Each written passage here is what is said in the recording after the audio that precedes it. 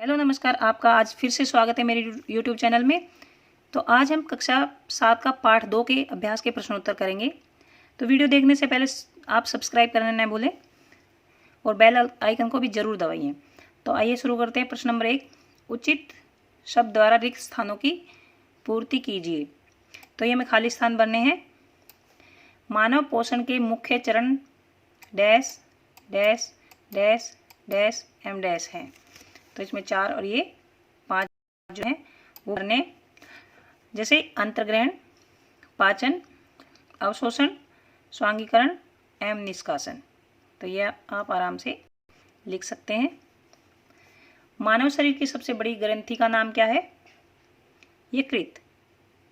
अगर मेरा वीडियो अच्छे से देखा होगा तो आपको याद होगा, यकृत जो है मानव शरीर की सबसे बड़ी ग्रंथि का नाम है। अमाशय में हाइड्रोक्लोरिक अम्ल एवं डैश का स्राव होता है। जो अमाशय है उसमें हाइड्रोक्लोरिक अम्ल और डैश का स्राव होता है, पाचक रस का, जो भोजन पर क्रिया करते हैं। क्षुद्रांत में जो आंतरिक भित्ति पर अंगुली के समान जो अनेक प्रवर्ध होते हैं रोए रोए से, वो क्या होते हैं? दीर्घ रोम कहलाते हैं। इसके बाद अमीबा अपने भोजन का पाचन डैश में करता है, खाद्य धानी में करता है। तो ये इसके आंसर हैं। जैसे फर्स्ट का ये आंसर है, कै का ये आप इजीली लिख सकते हैं। गै का ये आंसर है, घै का दीर्घरोम और रै का खाद्य धानी। अब चलिए सेकंड क्वेश्चन पे चलते हैं। सत्य एवं असत्य कथनों को चिन्हित कीजिए। इसमें कौन सा सत्य है और कौन सा असत्य है? मंड का पाचन अमाशय से प्रारंभ होता है, तो ये है असत्य। इसमें असत्य लिखना है आपको। जीभ लाला ग्रंथि को भोजन के साथ मिलाने में सहायता करती है। जीभ जो है वो लाला ग्रंथि को नहीं मिलाती है, लार को मिलाती है वो, तो ये भी असत्य है। पित्ताशय में पितरस अस्थायी रूप से भंडारित होता है, ये ठीक है, पित्ताशय में ही पितरस भंडारित होता है। रूमिनेंट निगली हुई घास को अपने मुख में वापस लाकर धीरे धीरे चबाते हैं, ये भी सत्य है। तो ये आपने लिख लिया होगा। अब आगे चलते हैं प्रश्न नंबर 3 पर। निम्नलिखित में से सही विकल्प पर चिन्ह लगाएं। वसा का जो पूर्ण रूपेण पाचन जिस अंग में होता है वो क्या क्या होता है? जो पूर्ण रूप से पाचन नहीं होता वो तो अमाशय तक होता है, और पूर्ण रूप से पाचन हो जाता है क्षुद्रांत में। उसके बाद है जल का अवशोषण मुख्यतः किस अंग द्वारा होता है? जिस अंग द्वारा होता है वो क्या है? जल का अवशोषण। जब खाना क्षुद्रांत से बृहदांत में जाता है तो जल का अवशोषण बृहदांत में होता है। उसके बाद है, ये देखिए आंसर लिख लीजिए आप, क्षुद्रांत और बृहदांत। अब प्रश्न नंबर 4 पर चलते हैं। कॉलम जो ए में दिए गए कथनों का मिलान कॉलम बी में दिए गए कथनों का मिलान से कीजिए। ये कॉलम ए है और ये है कॉलम बी। कॉलम ए में क्या लिख रखा है? खाद्य घटक जो हम खाते हैं वो, और पाचन के उत्पाद, मतलब जो खाना हम खाते हैं, जो घटक हैं उनमें, वो पचने के बाद उनका वो क्या बनते हैं। देखिए कार्बोहाइड्रेट जो वो किस में परिवर्तित होता है, पूरा देख लीजिए इसका। कार्बोहाइड्रेट, प्रोटीन, एम जो वसा है। तो ये थोड़ा कंफ्यूजन है। जैसे ये फर्स्ट 1 ये है और 2 ये है और ये है 3, ये वाला 3 है ये। तो जो वसा है वो तो वसा अम्ल और ग्लिसरॉल में चेंज हो जाता है। प्रोटीन जो वो है अमीनो एसिड में, ये इस तरफ लिख दिया है तो इसमें कंफ्यूज नहीं होना। जो कार्बोहाइड्रेट वो किस में चेंज हो जाता है? शर्करा में। इसके बाद चलते हैं, इसके आंसर इस टाइप से आप लिख सकते हैं। जैसे ये कार्बोहाइड्रेट, शर्करा, ये सही से लिख रखे हैं। उत्तर है ये।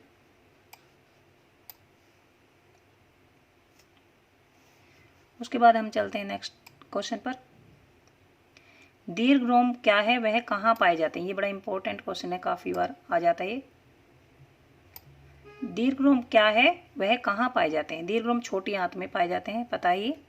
उंगली के आकार के समान उभरी हुई संरचनाएं होती हैं, इन्हें दीर्घरोम या रसांकुर भी कहते हैं।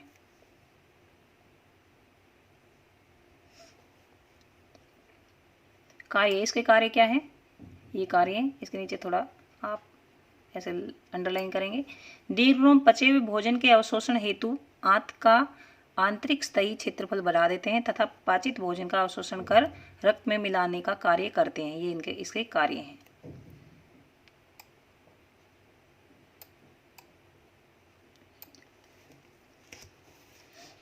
इसके बाद चलते हैं प्रश्न नंबर 6 पर।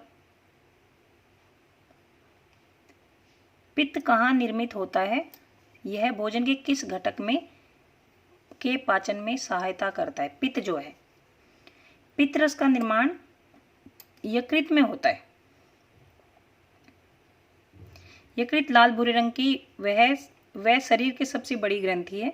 पित्तरस पित्ताशय नामक थैली में संग्रहित होता रहता है। जो पित्तरस निकलता है, जो यकृत से निकलता है, वो क्या, पित्ताशय जो एक थैली होती है हमारे शरीर में, उसमें इकट्ठा होता रहता है। पित्तरस किस कार्य में सहायता करता है? जो वसा होता है, जो हम चिकनी चीज खाते हैं, उसके पाचन में सहायता करता है।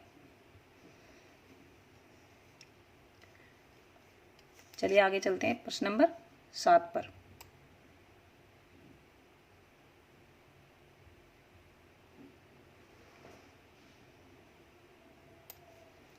प्रश्न नंबर 7, उस कार्बोहाइड्रेट का नाम लिखिए जिसका पाचन रूमिनेंट द्वारा किया जाता है परंतु मानव द्वारा नहीं किया जाता। ये यहाँ पर रू आएगा, रूमिनेंट, रूमिनेंट मानव द्वारा नहीं किया जाता। इसका कारण बताइए। रूमिनेंट जो रोमन्थी जो जंतु होते हैं वो सेल्यूलोज नामक कार्बोहाइड्रेट का पाचन करते हैं, लेकिन मानव नहीं कर पाता। ऐसा क्यों होता है कि मैंने पहले अच्छी तरह से बताया था। रोमन्थी जो पशु होते हैं, उनमें छोटी आंत और बड़ी आंत के बीच में एक थैलीनुमा संरचना पाई जाती है। एक थैली सी होती है, उसमें क्या होता है, विशेष प्रकार के जीवाणु पाए जाते हैं जो सेल्यूलोज को अच्छे से पाचित कर सकते हैं। सेल्यूलोज को पचाने में उनकी क्षमता होती है, लेकिन मनुष्यों में ये जीवाणु नहीं पाए जाते, इसलिए हम सेल्यूलोज को पचाने में जो है वो पचाने की क्षमता नहीं होती है हमारे अंदर। इसके बाद हम चलते हैं प्रश्न नंबर 8 पर।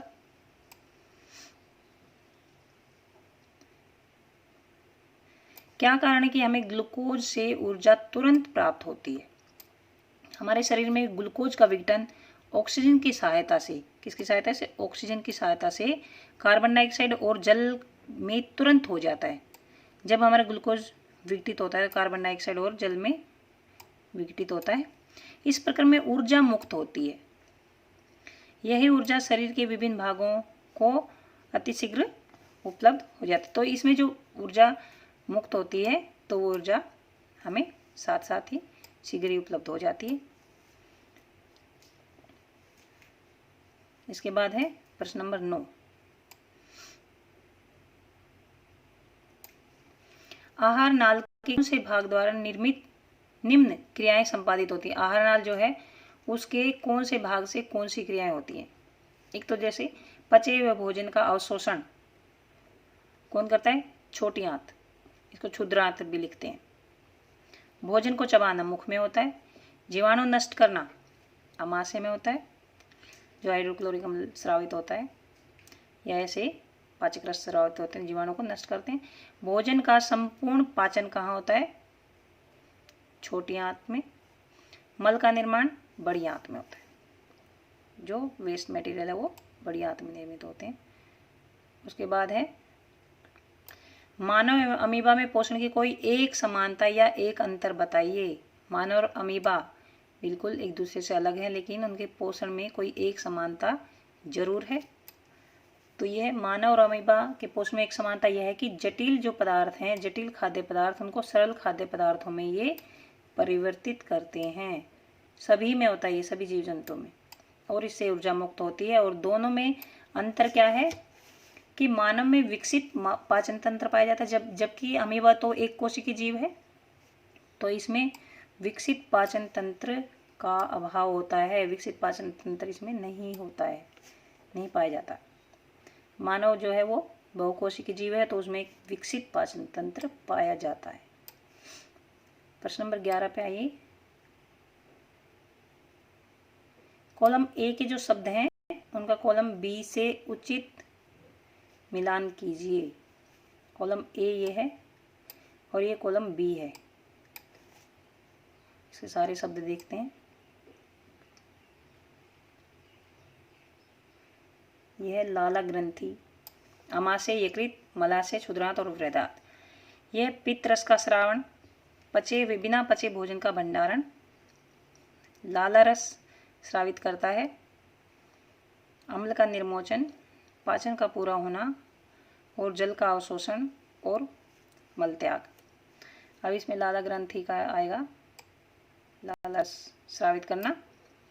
अमाशय का क्या आएगा? अमाशय में क्या होता है? अम्ल का निर्मोचन होता है। यकृत जो है उसमें क्या होता है? पित्त रस का स्रावण होता है। क्षुद्रांत में क्या होता है? क्षुद्रांत में पाचन जो है वो पूरा होता है। वृद्रांत में क्या होता है? जल का अवशोषण होता है। और जो मलाशय है वो मलाशय जो है वो बिना पचे भोजन का भंडारण होता है। ये ऐसे मिलान कर सकते हैं। आगे चलिए देखते हैं इसका आंसर क्या है। ये इसके उत्तर दे रखे हैं, कॉलम ए और कॉलम बी। ये उत्तर पूरा देखते हैं। लाला ग्रंथि है लाला रस, अमाशय अम्ल का निर्मोचन, यकृत ये हमने सही निशान लगाए हैं। आगे चलते हैं प्रश्न नंबर 12 पर। चित्र 2.1 में दिए हुए पाचन तंत्र के आरेख को नामांकित कीजिए। जो चित्र 2.1 है वो पाचन तंत्र जिसमें बनाया है किताब में, बुक में जो है, दिए गए चित्र के विभिन्न भागों का नामांकन कीजिए। तो ये जो नामांकन इस प्रकार है। इसमें आप चित्र देखेंगे, इसमें अमाशय, पित्ताशय, यकृत, अग्नाशय, क्षुद्रांत, वृदांत, मलाशय और गुदाई। इसका आप में से देख के चित्र की प्रैक्टिस करेंगे। यहाँ पर बनाएंगे आप अपने बुक में, और इसमें ये सभी अंकित करेंगे। अमाशय, पित्ताशय, यकृत, अग्नाशय, क्षुद्रांत, वृदांत और मलाशय और गुदा। इसके बाद हम प्रश्न नंबर 13 पर आते हैं।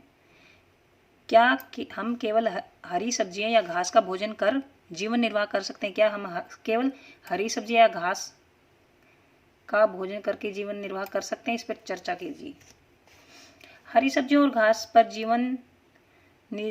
जीवन भर निर्वाह करना संभव नहीं है, क्योंकि सब्जियों व घास से हमारे शरीर के सभी आवश्यक पोषक तत्व से नहीं मिलते हैं। कुछ पोषक तत्व अन्न, दालों, दूध आदि से भी प्राप्त होते हैं। अतः सब्जियों के साथ साथ अन्य खाद्य पदार्थों को भी हमारे भोजन में शामिल करना आवश्यक है। तो यहाँ तक हमारा पाठ 2 कक्षा 7 का पूरा हो जाता है। ये आप अपनी नोटबुक में नोट कर सकते हैं क्वेश्चन आंसर, और उनको याद कीजिए। Thank you.